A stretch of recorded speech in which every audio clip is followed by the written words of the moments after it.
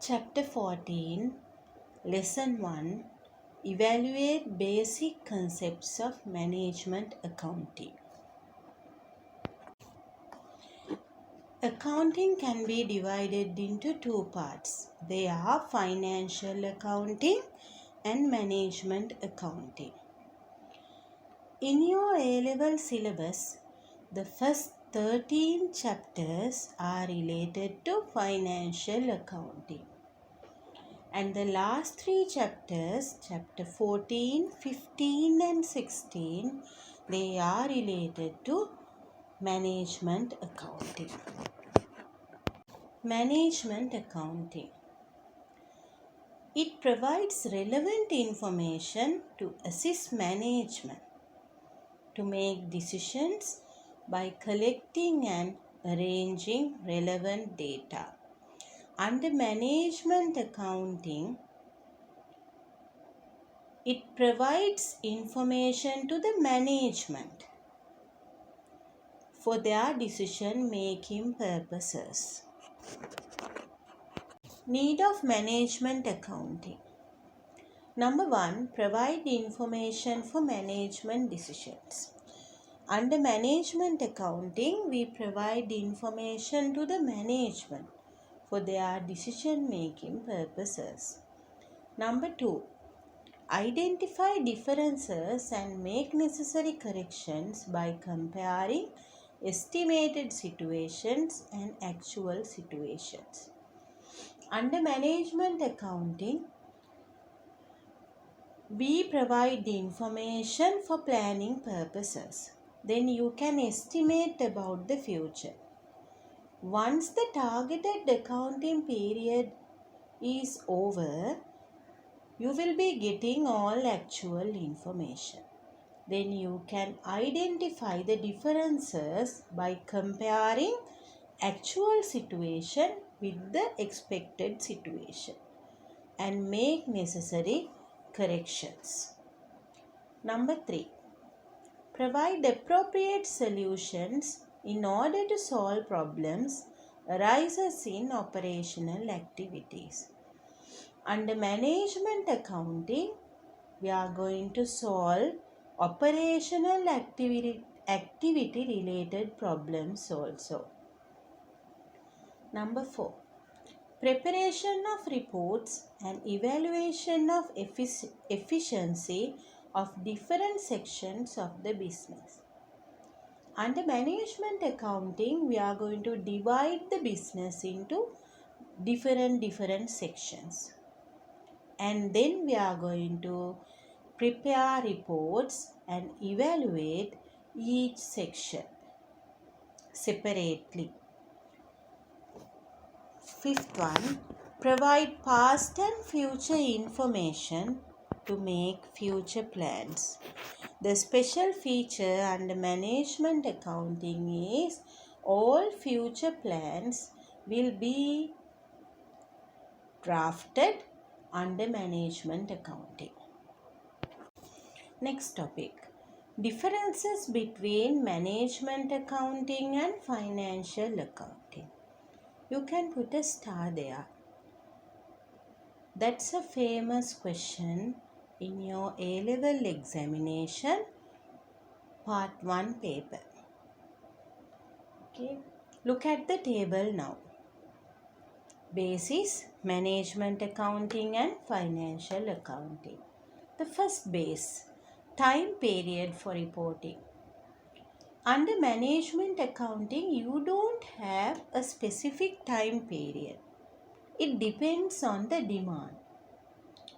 Normally it's short term. Financial accounting on annually basis. Normally you prepare financial accounting reports for a year.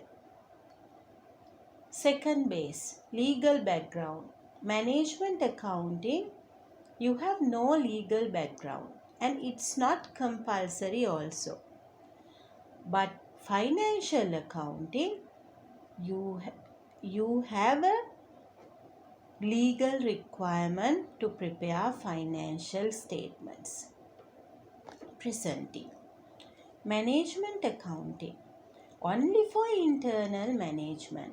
Please remember, all management accounting statements are issuing strictly for internal management.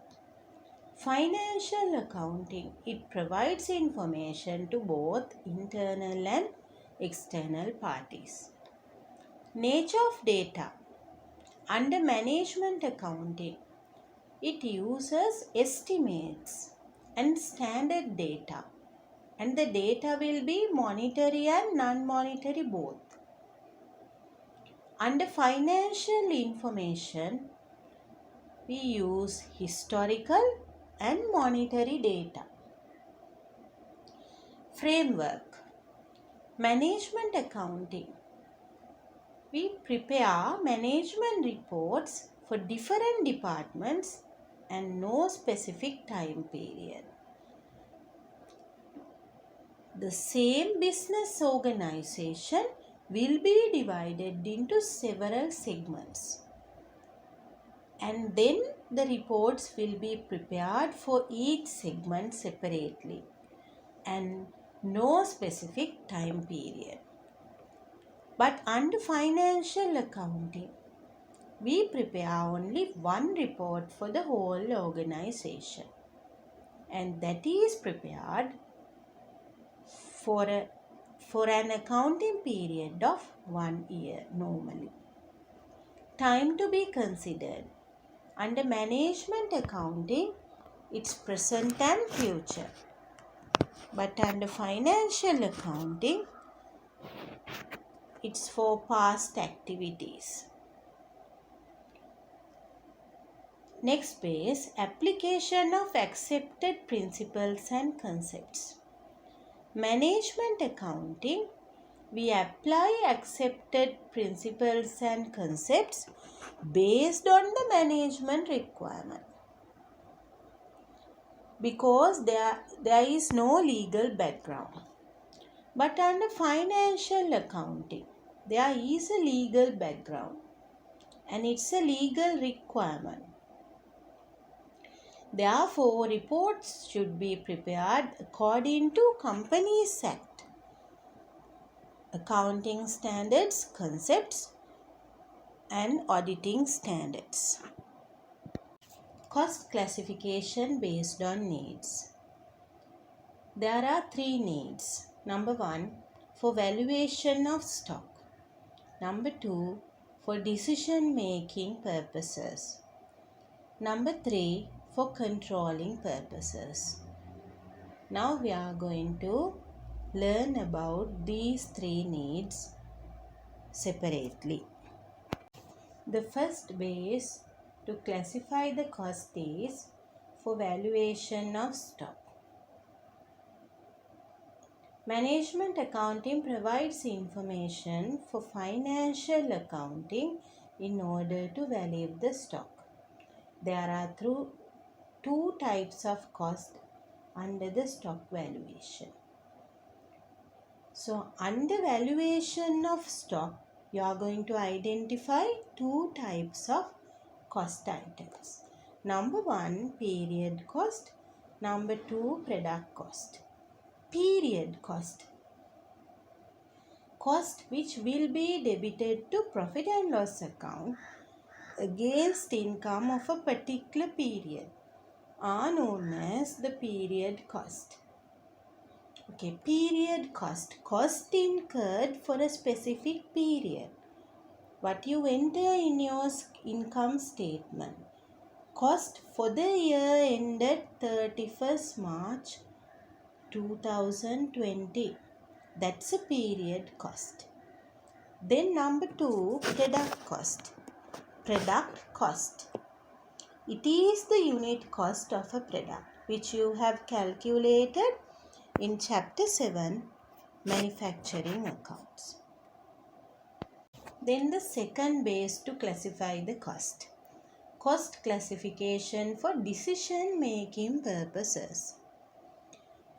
Behavior of cost should be identified in order to prepare budgets, preparation of profit plans operating plans, and for financial control. Cost can be classified as follows. Under decision making purposes, you are going to identify four classification of cost items.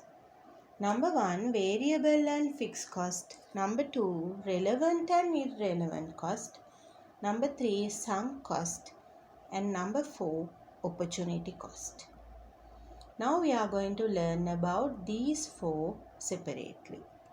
Variable cost and fixed cost. Variable cost. Any cost that changes directly in proportion to the volume of production and activity level or sales is the variable cost. Highlight any cost that changes directly in proportion to the volume of production. It says that when you change the quantity, your total variable cost also going to change. For example, if my tube printing cost per student is 100 rupees and if I have 10 students in the class, my total variable cost will be 100 rupees per tube multiplied by 10 students, it's 1000 rupees. If I have 20 students in the class, then my tube printing cost will be 100 rupees per tube multiplied by 20 students, it's 2000 rupees. Now it's very clear to you that when you change the quantity, the total variable cost will be changing. Fixed cost. Any cost which do not change with the activity level or volume is the fixed cost. Highlight any cost which do not change with the activity level. It says that when you change your quantity or the activity level, your cost will not be changing. For example, if I have rented out a classroom under 10,000 rupees per month, though I have 5 students in the class, I have to pay 10,000 rupees rent per month. And if I have 100 students in the class, then in that case also I have to pay 10,000 rupees rent per month. Therefore, it's very clear to you that the fixed cost will not be having any effect upon the quantity or the activity level. Relevant cost and irrelevant cost. Relevant cost. If any cost changes as a result of a decision, it can be treated as relevant cost for that decision. Highlight if any cost changes as a result of a decision. Example, fuel charges. Cost incurred in relation to wastage of tires of a motor vehicle in an organization. Irrelevant cost. If any cost do not change as a result of a decision, it can be termed as an irrelevant cost. Highlight if any costs do not change as a result of a decision. Example, revenue license cost. Cost incurred in relation to wastage of tires.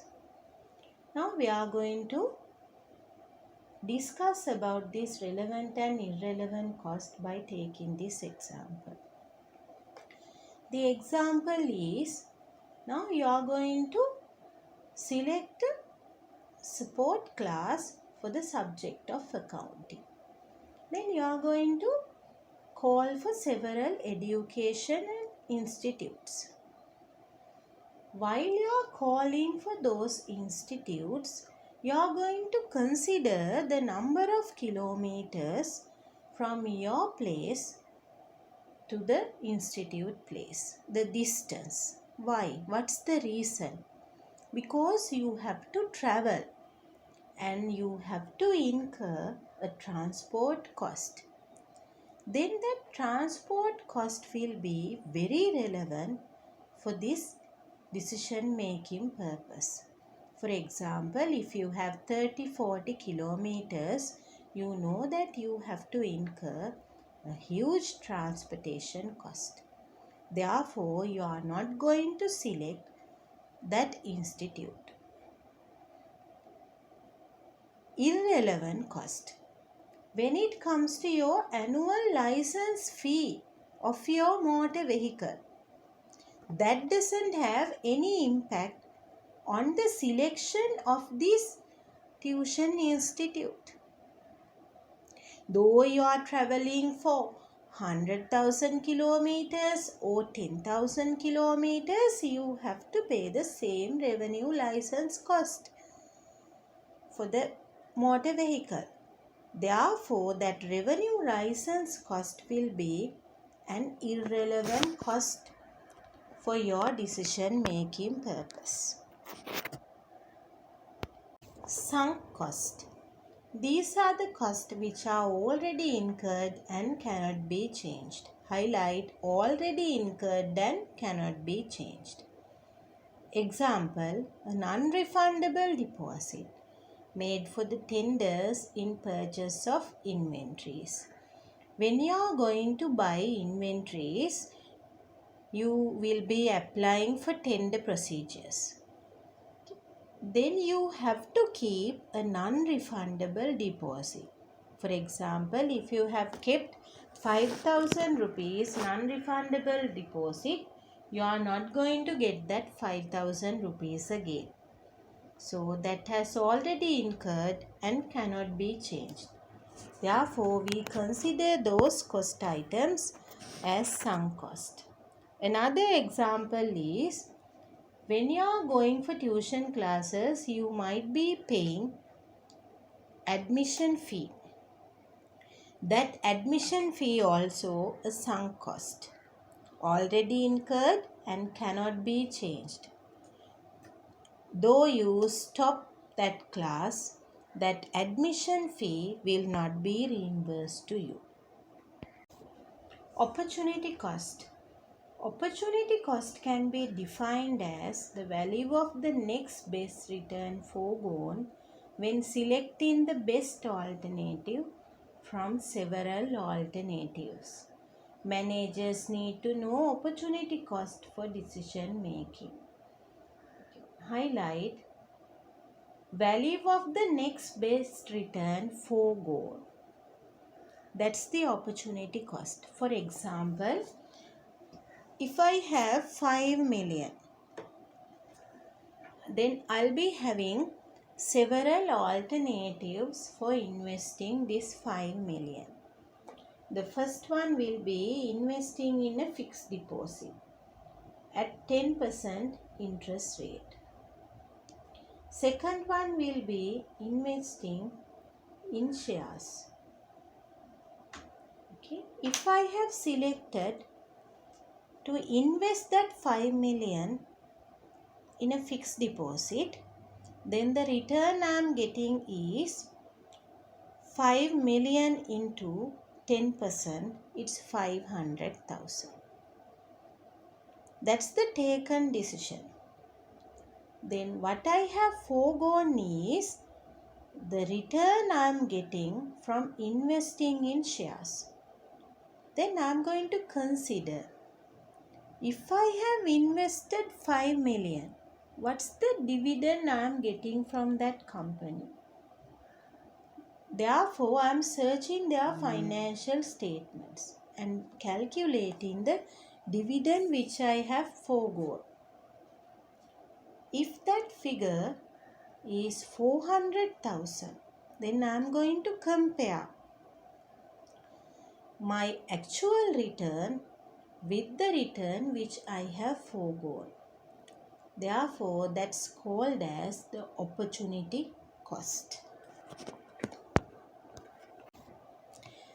The third classification of cost, it's for controlling purposes. Classification of cost based on responsibility of managers to minimize or to control the cost can be two types. Under this category, we can identify two types of cost items. Those are controllable cost and uncontrollable cost. Controllable cost.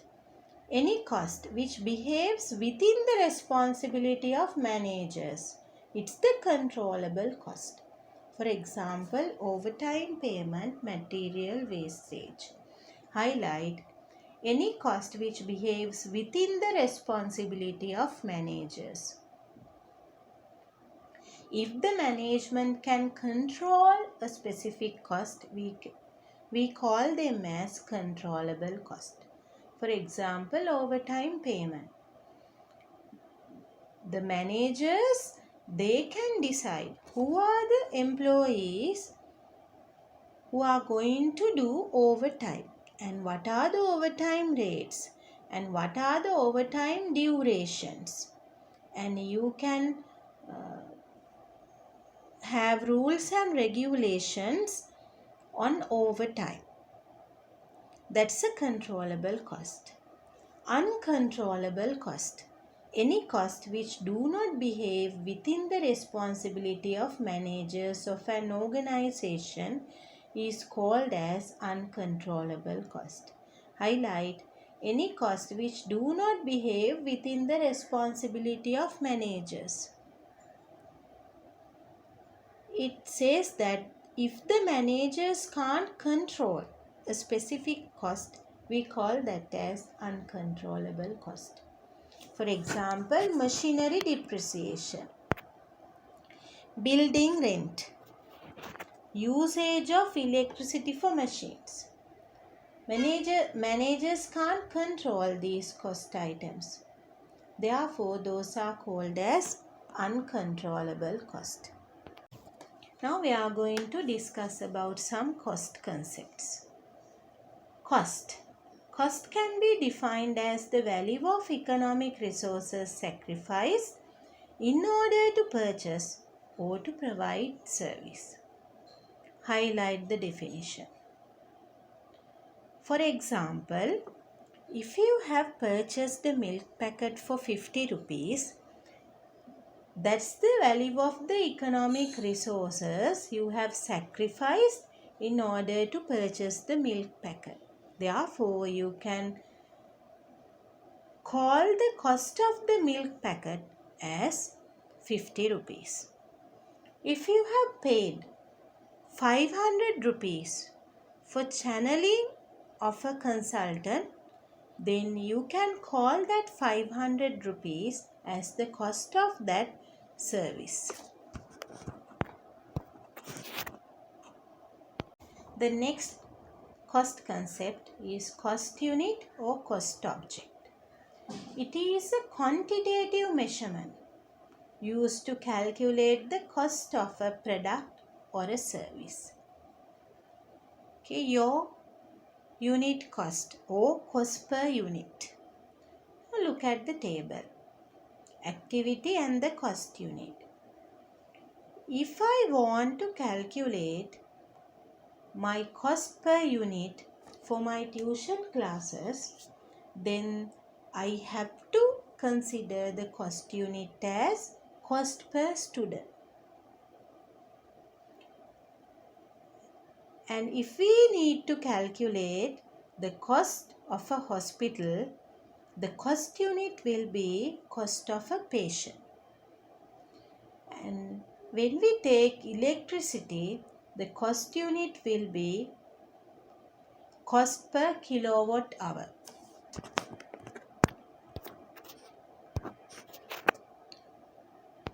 The next cost concept is the cost center. It is a place, person, activity or an equipment in relation to a cost unit, which costs are accumulated. Later, it can be a collection center of costing data to distribute production overheads among cost units. Highlight the definition.